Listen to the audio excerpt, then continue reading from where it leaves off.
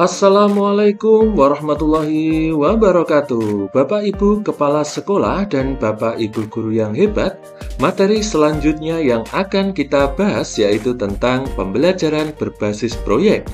Model pembelajaran berbasis proyek merupakan salah satu model pembelajaran dalam kurikulum Merdeka yang diharapkan akan diimplementasikan di dalam kelas kita masing-masing. Seperti apa pembelajaran berbasis proyek itu? Mari kita simak penjelasan berikut ini.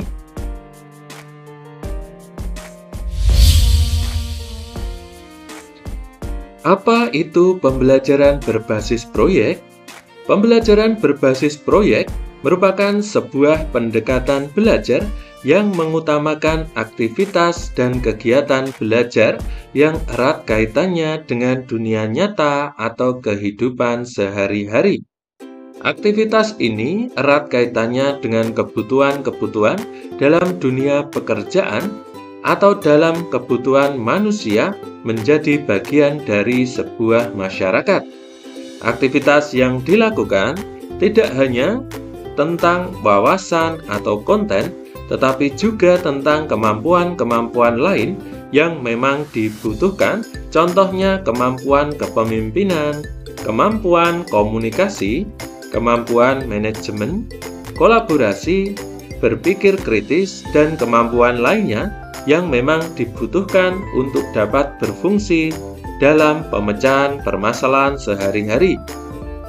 Berdasarkan banyak penelitian, pembelajaran berbasis proyek efektif untuk membantu memahami suatu informasi dan juga mengingat informasi tersebut.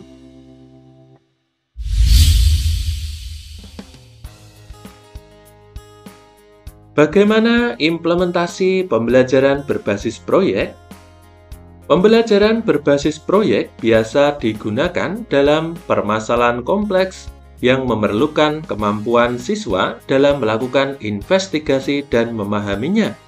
Harus dipahami bahwa masing-masing siswa memiliki karakteristik dan gaya belajar yang berbeda, maka pembelajaran berbasis proyek dapat memberikan kesempatan kepada para siswa untuk menggali dan menemukan pengetahuan sesuai gaya belajarnya masing-masing.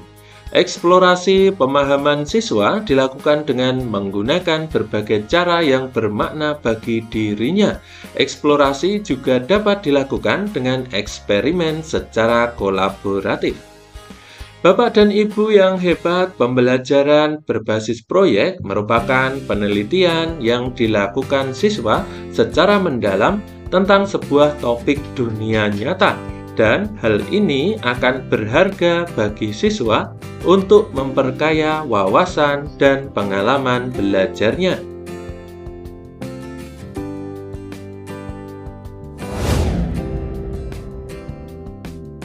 Apa saja tahapan guru dalam pembelajaran berbasis proyek?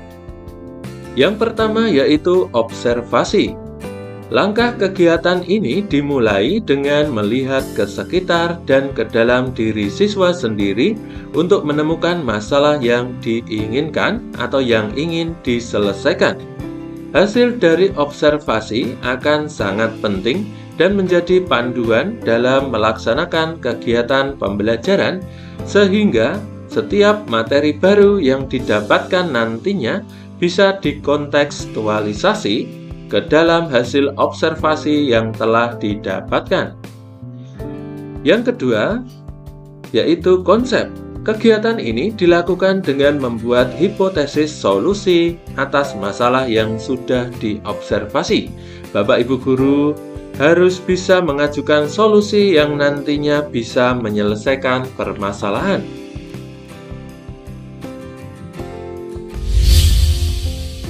Yang ketiga yaitu eksekusi. Kegiatan ini dimulai dengan mengeksekusi, mengamati, dan mencatat dampak dari solusi yang sudah direncanakan. Dalam hal ini, kegiatan mencatat sangat penting.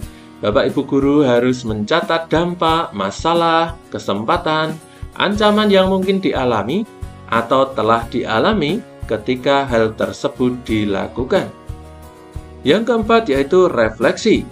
Kegiatan diakhiri dengan refleksi hasil eksekusi solusi dan pengamatan dampak yang sudah dilakukan. Pada tahapan ini, kita melihat kembali pengamatan yang telah dilakukan, misalnya mengadakan sebuah program, melaksanakan wawancara, membuat kampanye atau ajakan. Dilihat kembali apakah siswa telah memahami masalahnya. Lalu bagaimana peran guru dalam pembelajaran berbasis proyek? Peran guru yang pertama yaitu merencanakan dan mendesain pembelajaran. Yang kedua, peran guru yaitu membuat strategi pembelajaran. Yang ketiga, membayangkan interaksi yang akan terjadi antara guru dan siswa. Kemudian melihat keunikan siswa, menilai siswa dengan cara transparan, dan dengan berbagai macam penilaian. Yang keenam yaitu membuat portofolio pekerjaan siswa.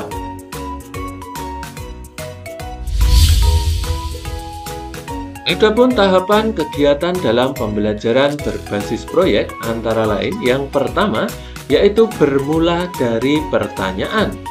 Pembelajaran dimulai dengan pertanyaan esensial yaitu pertanyaan yang dapat memberi penugasan kepada siswa dalam melakukan suatu aktivitas.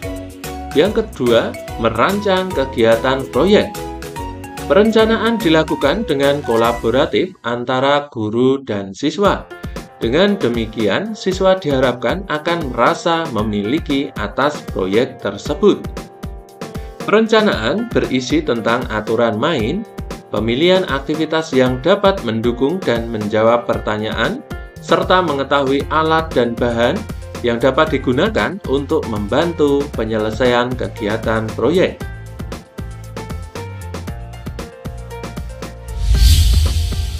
Yang ketiga yaitu membuat jadwal aktivitas.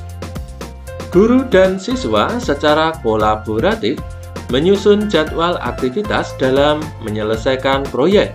Aktivitas pada tahap ini antara lain membuat urutan kegiatan untuk menyelesaikan proyek, membuat deadline menyelesaikan proyek, membimbing siswa membuat cara yang sesuai dan berhubungan dengan proyek, dan meminta siswa untuk membuat penjelasan atau alasan tentang pemilihan suatu cara.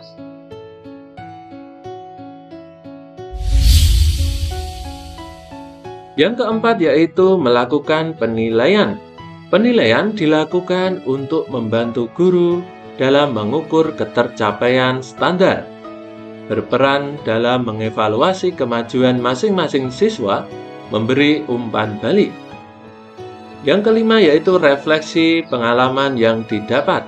Pada akhir proses pembelajaran, guru dan siswa melakukan refleksi terhadap aktivitas dan hasil proyek yang sudah dilakukan.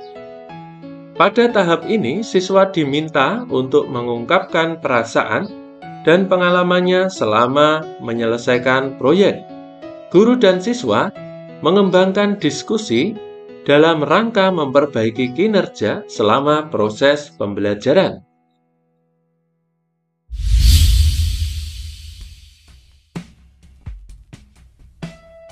Pembelajaran berbasis proyek dalam kurikulum Merdeka mempunyai karakteristik yang pertama, yaitu berorientasi pada pengembangan karakter dan kompetensi umum.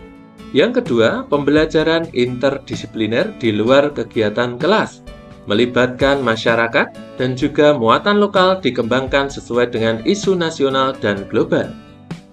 Bapak Ibu Kepala Sekolah dan Bapak Ibu Guru yang hebat, demikian materi pembelajaran berbasis proyek yang kami sampaikan. Semoga bermanfaat. Terima kasih atas perhatiannya. Wassalamualaikum warahmatullahi wabarakatuh.